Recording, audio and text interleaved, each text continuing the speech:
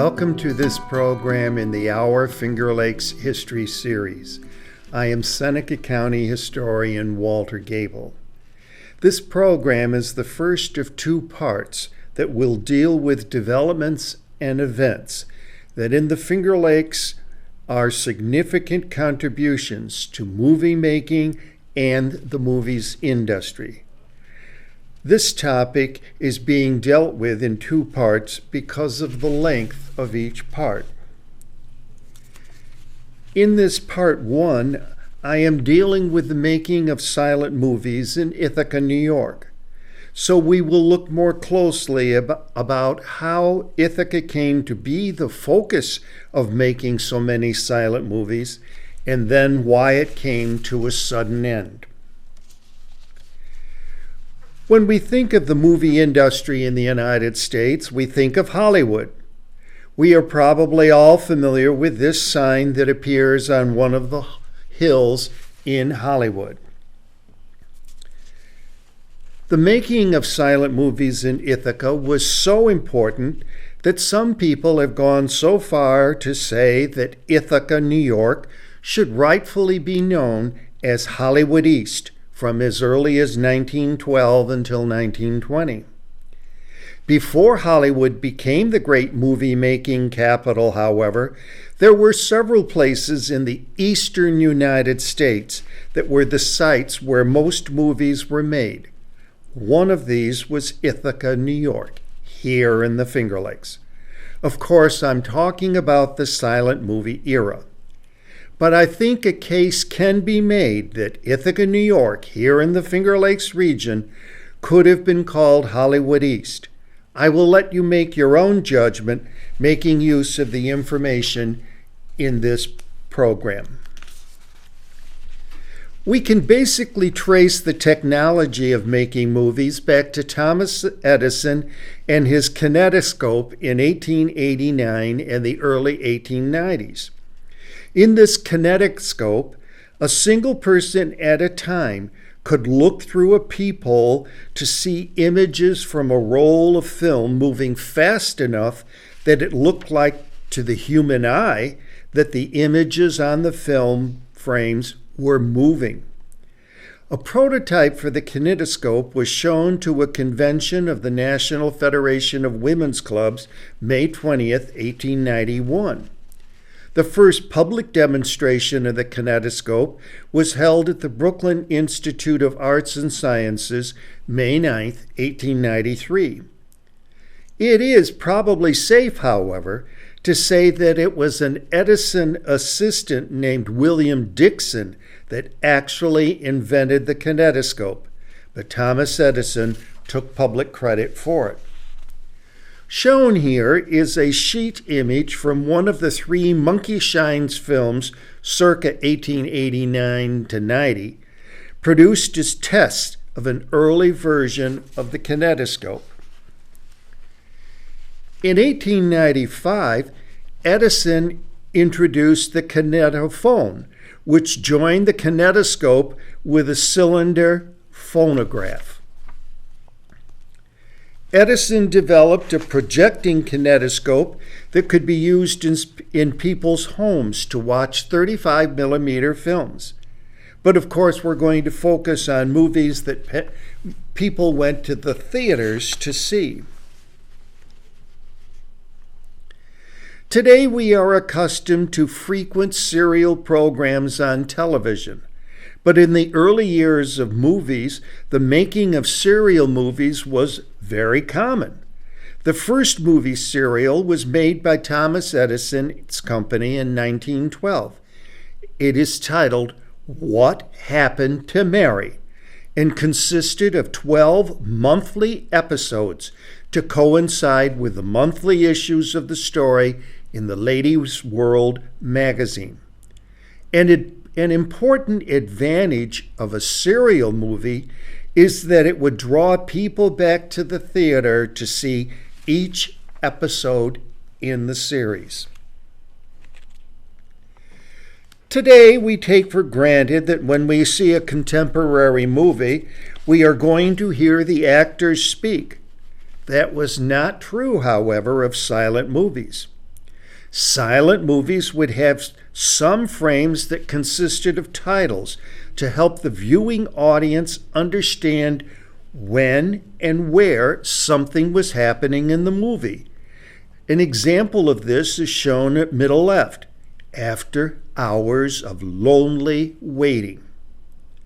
And then there were some dialogue frames in which the cast would say something that the audience needed to know. An example of this is shown at lower right. My husband couldn't have fallen.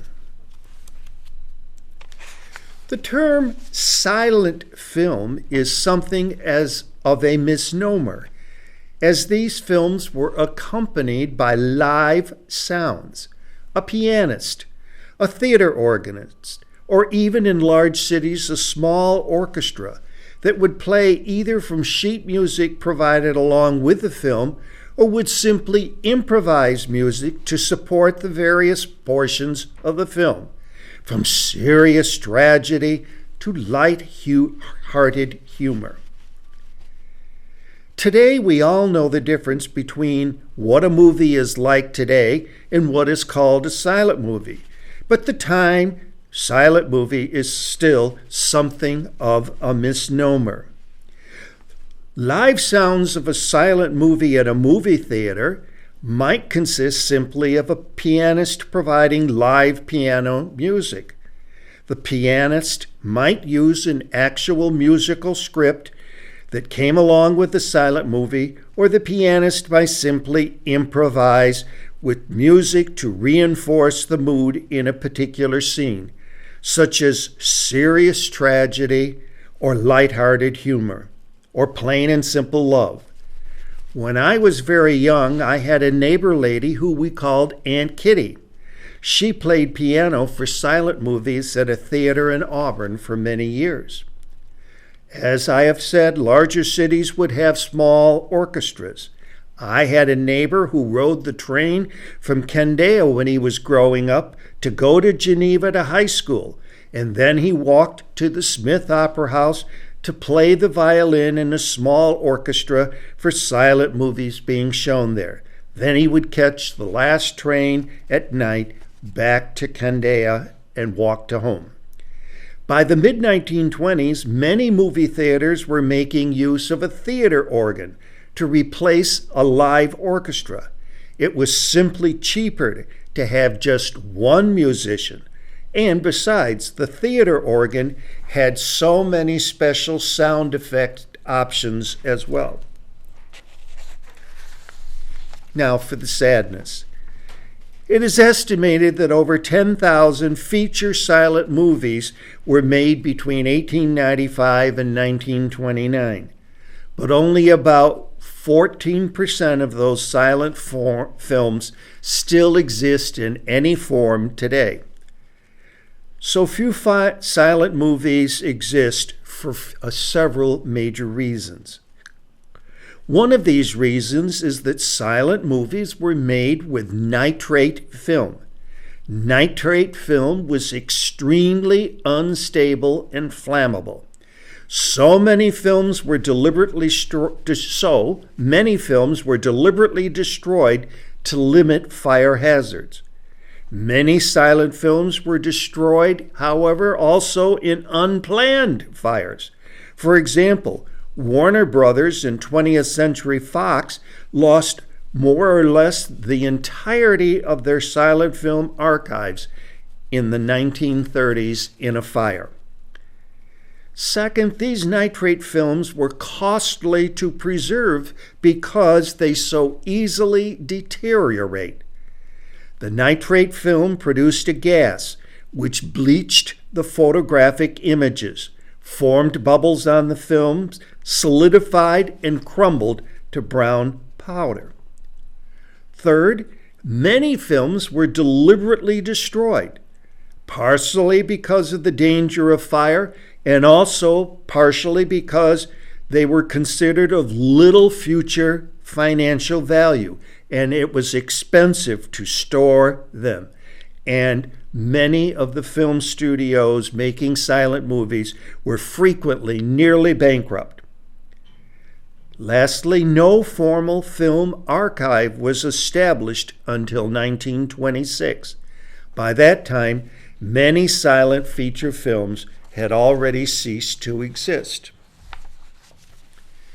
There are some notable exceptions to this limited number of silent films remaining yet today.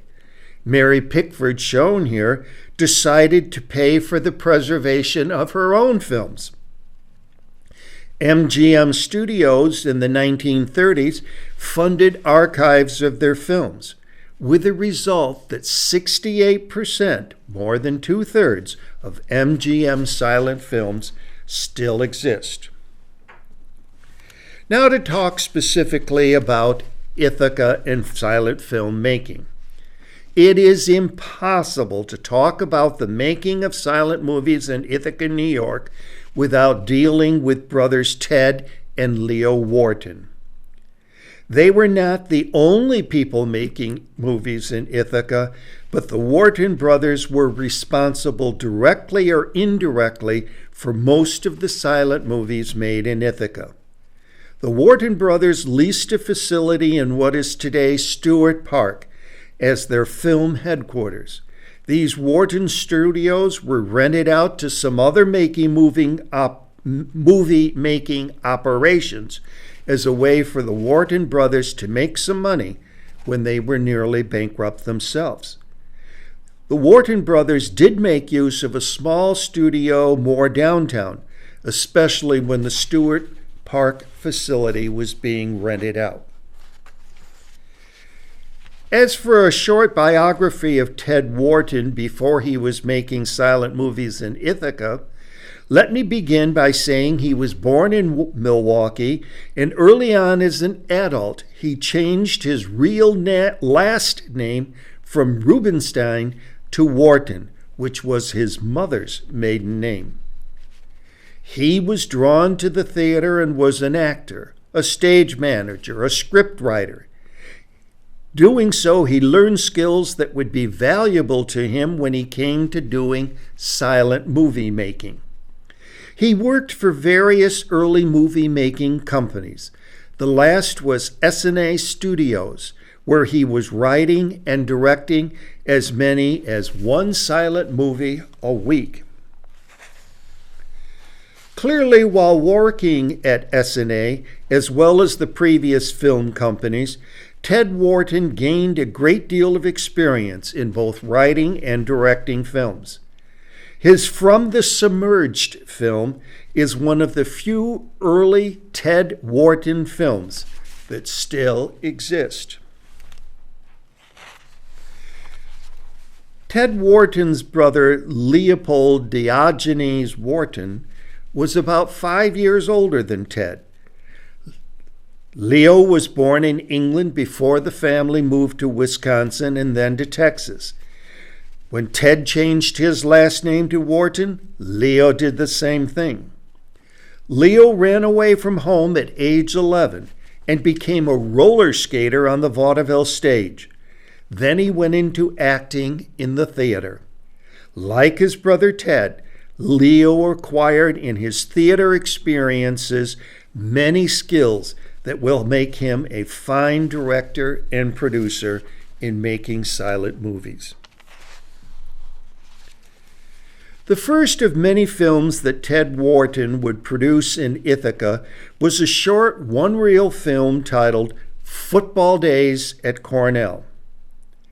As Barbara Tepa-Lupak wrote in her book in 2020, Silent Serial Sensations, quote, Ted Wharton could never have imagined that an ordinary football game would launch such an extraordinary film career.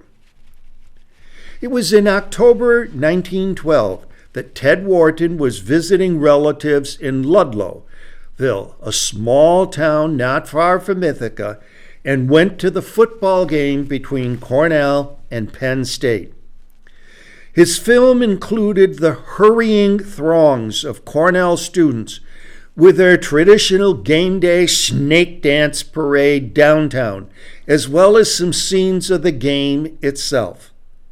Of course, the backdrop was the beautiful scenery of the college campus, perched on hills overlooking Cayuga Lake and downtown Ithaca. Ted filmed the scenes in Ithaca, but edited the film at S&A Company headquarters in Chicago. The film was publicly released December 5th, 1912 by S&A. The popularity of football days at Cornell prompted Ted Wharton to suggest to the bosses of S&A Company that Ithaca, New York would be a great location for a temporary summer film studio for the company. Ted got the okay in May 1913 and proceeded to set up what became the Special Eastern operation of S&A. In summer 1913, Ted Wharton filmed at least 10 films shot in Ithaca and the surrounding area. The first of these was a two-reeler titled The Hermit of Lonely Gulch. The two-reeler, for old time's sake, was the first to be shot in downtown Ithaca. Imagine how the Ithaca residents must have been confused to see men in outfits that made them look like thugs and robbers were actually instead actors in scenes for that movie. The Wharton brothers were making use of a tiny studio adjoining a residence house on Thurston Avenue, where today there are the tennis courts of Cornell University's Riceley Dormitory and the Alpha Phi sorority house. The brothers named their studio Wharton Studios Incorporated. This map from the book Silent Serial Sensations shows locations in Ithaca and the surrounding area that were utilized by the Wharton brothers for their various films made in Ithaca. Because Ted Wharton had relatives in Ludlowville and thus visited the area many times, he was very familiar with the greater Ithaca area. This knowledge helped him to realize that some scenes for the films being shot had some nearby locations that would be just ideal. In the movie The Right of Way, Wharton needed to film railroad construction. From the local newspapers, he knew that such construction was happening in Geneva, so the film crew went there to film. That movie also had a scene of a car plunging 200 feet down into Taganic Creek. Many scenes in the movie The Toll of the Marches, such as one shown here, were shot in the Montezuma Swamp.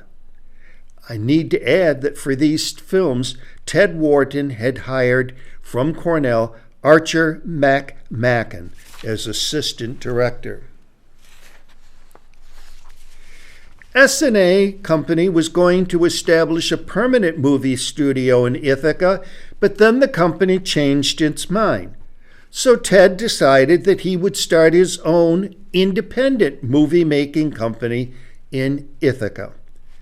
The resulting Wharton Studios was the first independent movie studio in the United States.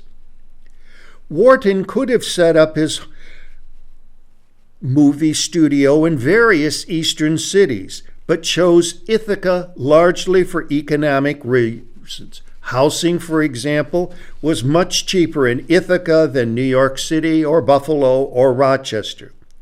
I have to speculate, however, that having relatives in Ludlowville, which is very near to Ithaca, and his knowledge of the Ithaca area from his S&A filmmaking experiences must have been major factors. Ted was very fortunate to recruit some very important actors and production staff to make for a successful movie-making experience in Ithaca. The first feature film produced by the Wharton Studios in Ithaca was filmed in May 1914. It was the movie The Boundary Rider and was 4 reels in length with a cast of 40. Imagine again how local Ithaca residents must have reacted seeing some downtown Ithaca streets transformed into a decorated Chinatown for some scenes in this movie.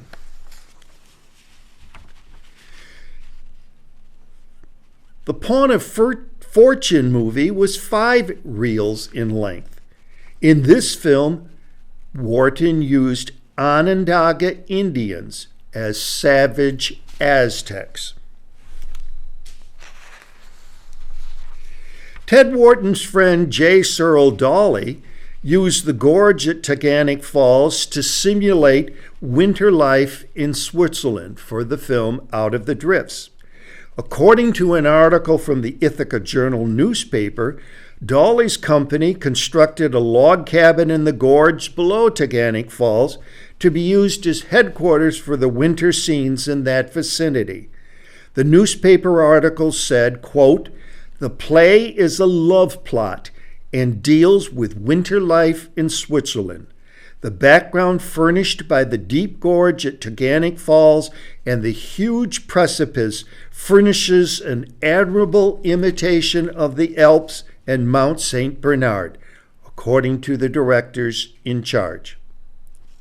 Dawley was familiar with the scenic beauty of Taganic Falls as he had filmed there in 1914 for the movie One of Millions. Several movies included scenes on Cayuga Lake. One of the early film stars was Pearl White. A scene in the film The Great White Trail was filmed in the nearby Enfield Glen Gorge. But probably the most famous of any scene made in Ithaca is this one. This scene from a movie, A Prince of India, directed by Ted and Leo Wharton. For this scene, Ted Wharton used the real retired Ithaca streetcar called Car 305 and stripped it of almost everything. Ted Wharton also had a section of the railing to the Stewart Avenue Bridge removed and replaced with a wooden section that would easily fall apart.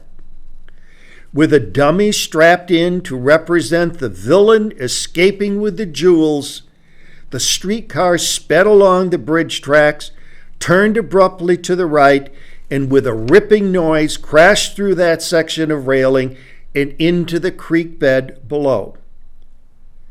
The scene was witnessed by a crowd of more than 1,000 onlookers. The streetcar tumbled down and struck the rocks below with a crash that sounded like the explosion of dynamite. This sensational scene required several cameras to film, with one camera focused on the front of the streetcar, another on a ledge in the gorge. Luckily, it was a complete success because a second attempt would have been impossible. In this frame, I've provided some information about how residents of Ithaca were used as extras in the silent movie films made in Ithaca. The typical pay for an extra was $3 to $10 a day. In one film, Leonard Miscall was supposed to be a dead corpse, but in the filming, Miscall and others playing corpse are shown moving. But the scene was never reshot because of cost considerations. Imagine how local Ithaca resident Chuck Race, just an auto mechanic by occupation, must have felt getting the opportunity as an extra to dance with the famous Irene Castle in a scene in the serial Patria. Although he isn't an extra, film crew technician C.J. Evans earned the distinction of being the first near fatality in the making of Ithaca cliffhanger movies when he chose to use a rope to descend down the Taganic Fall Gorge to get to a car that had tumbled over the gorge. The Wharton brothers continued their summer 1914 movie making in Ithaca right up until November.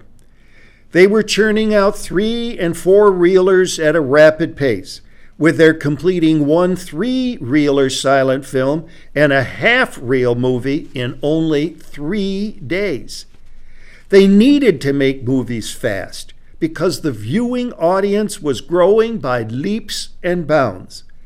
One expert has said that by the mid-1910s, over 1/3 of all Americans were frequenting films at movie theaters on a weekly basis. When the Wharton brothers came back to Ithaca in May 1915 for another summer of filming in Ithaca, they moved into renovated studio on the lakeshore shown in this frame. The property contained 45 acres of forest and river land with 1,200 feet of lakeshore. The land today is Stewart Park, but it had been Renwick Park. It contained several useful buildings. This is a view from the lake of the former Renwick Park that was leased as the Wharton Studios. The former Renwick Park property even contained this miniature train. In this close-up of the miniature train, you see a car, and in the background a sign for the entrance to the Wharton Studio buildings. To maximize lighting for filmmaking, it was common for interior sets to be constructed in the open air.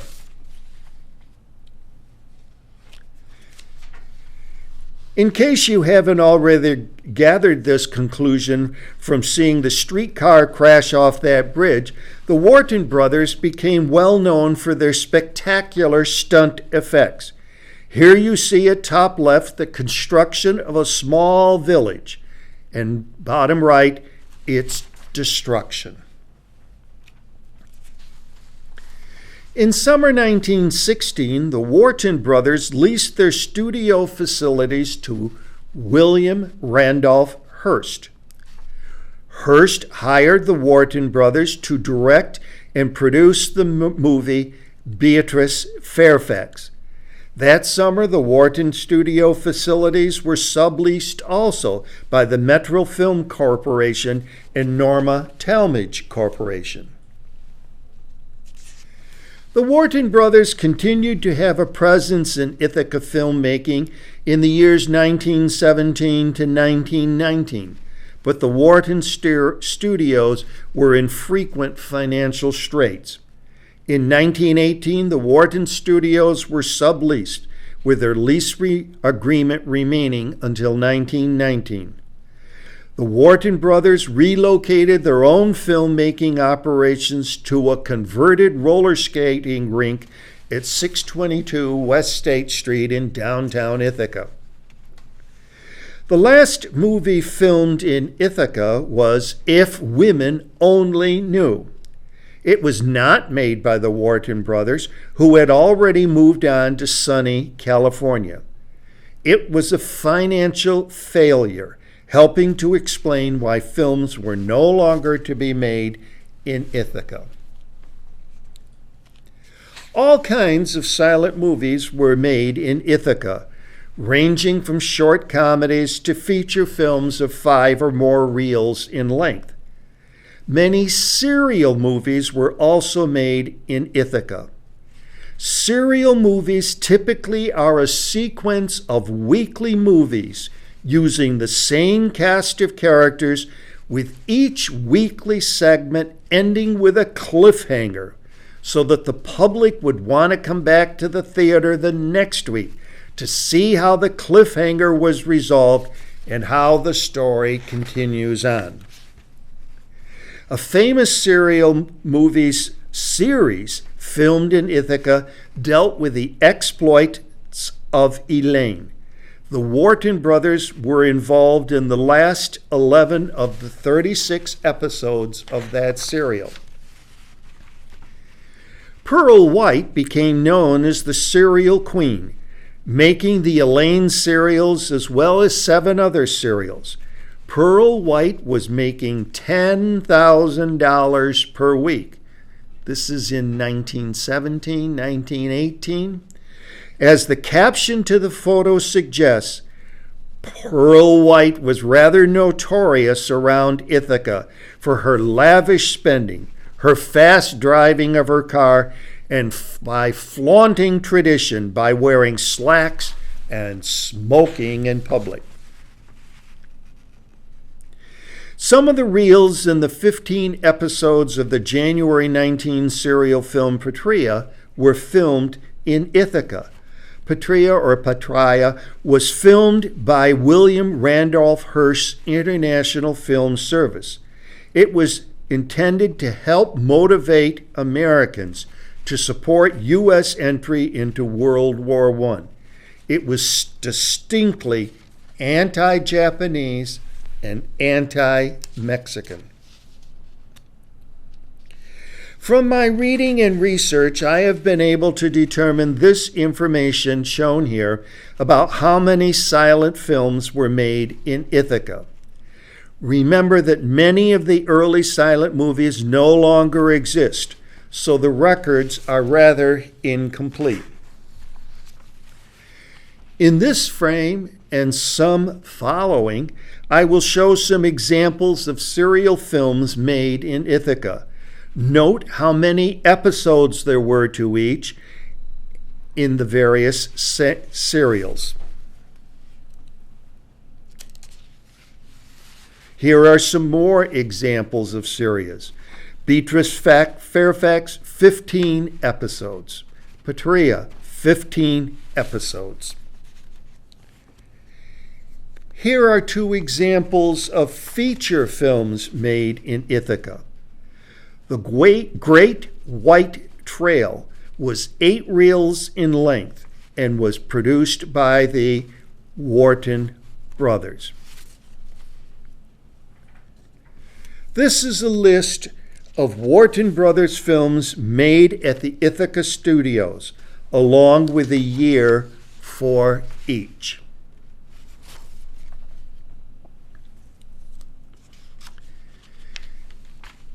As a conclusion to this part 1, I want to cover 3 things.